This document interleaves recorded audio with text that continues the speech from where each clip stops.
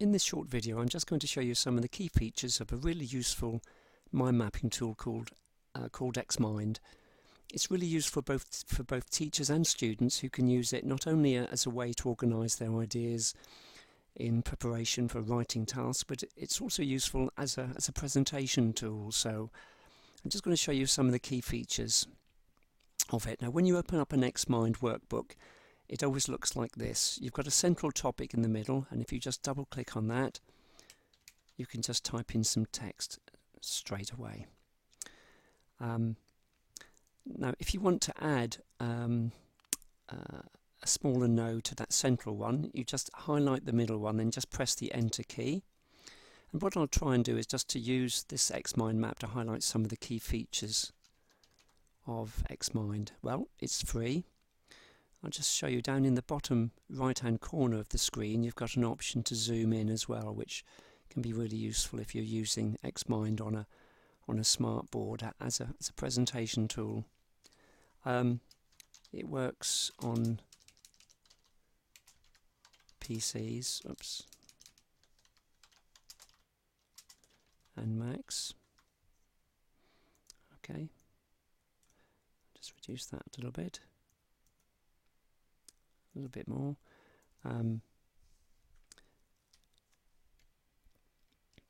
It's very easy to use and works from a memory stick as well. I know some tutors are very concerned about having to download packages that they may not be able to get hold of given the constraints of the organisation that they work for, so XMind is great in that respect. You can run it off a memory stick if you need to. If you want to colour these nodes, just highlight one, then go over to this toolbox on the right hand side and just click on under the heading shape. If you click on that little box, you've got an option there to colour the boxes different shades. Okay, I'll just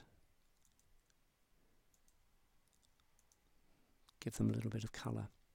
Now if you then want to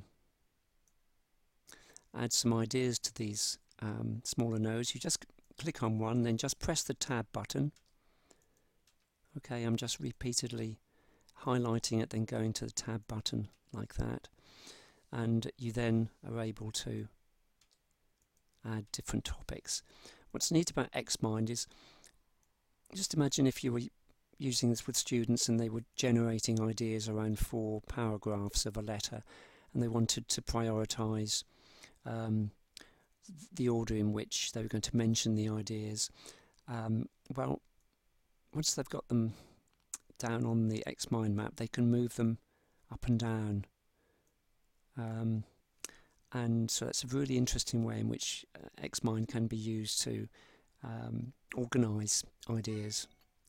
Like all XMind, like all mind mapping packages, you have the option to move ideas around on the page. So once you're beginning to get your ideas out onto the page, you can move and organise them. And I think it's this aspect of the writing process that's often underdeveloped in a lot of students. They think the quality of a piece of writing is around the technical accuracy and the punctuation and grammar, but often it's the structure of a piece of writing that needs a clearer focus, and mind mapping packages can be really helpful in that respect, in giving students the tools and the opportunity to organise their ideas.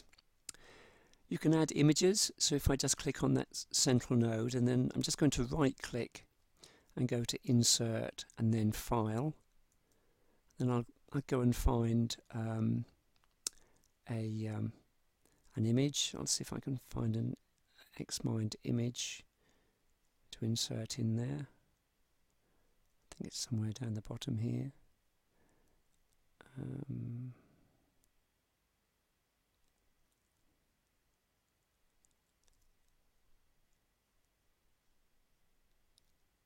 There we are. We can insert there, and then you can quickly resize that. So you can make pages look really interesting by adding images. You can also add hyperlinks. So if I were to if I wanted to add a hyperlink to that particular,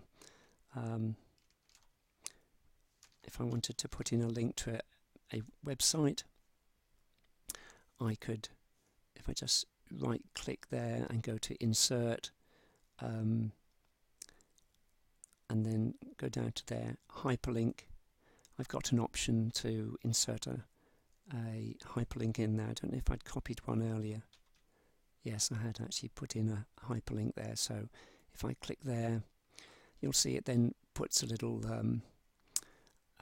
image there, a little icon to indicate that there's a hyperlink. So if I click on that link, it will open up the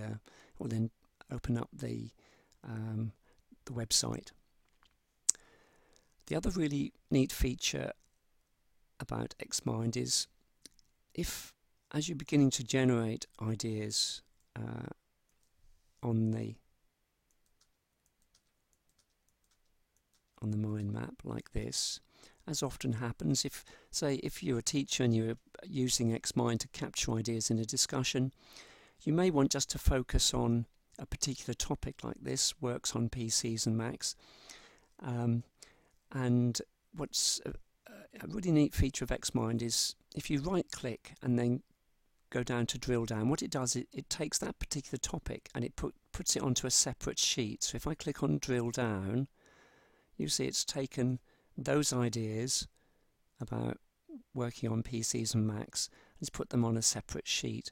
And that can be a really valuable function of Xmind in focusing students' minds on a particular topic. If we want to go back up to the big picture, we just click on that green arrow.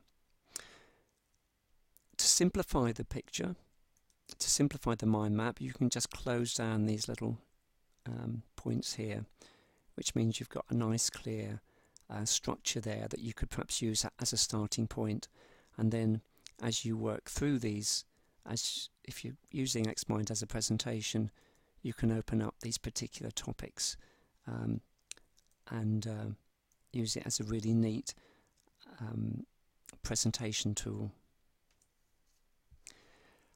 Although I've been using my cursor, once you're confident with the way Xmind works, you can actually move around using the arrow keys. So it's a very easy tool to learn to use, and I think it's great to recommend to students, because if they get used to using it at college, it's a package they can use at home as well. It's a free download.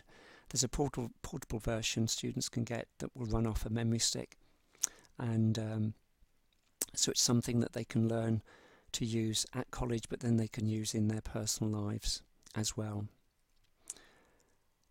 If you want to export the Xmind map, you just go to File and then go to Export, and then you've got different ways in which you can export it. Students often want to export it as an image that they can then put into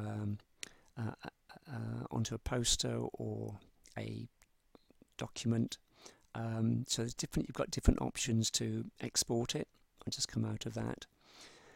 Obviously, if you wanted to save it as an Xmind map so that you could come back to it and use it to continue to organise your ideas, you can save it as an Xmind file, but you would need to have the Xmind software in order to open up that, open up the file.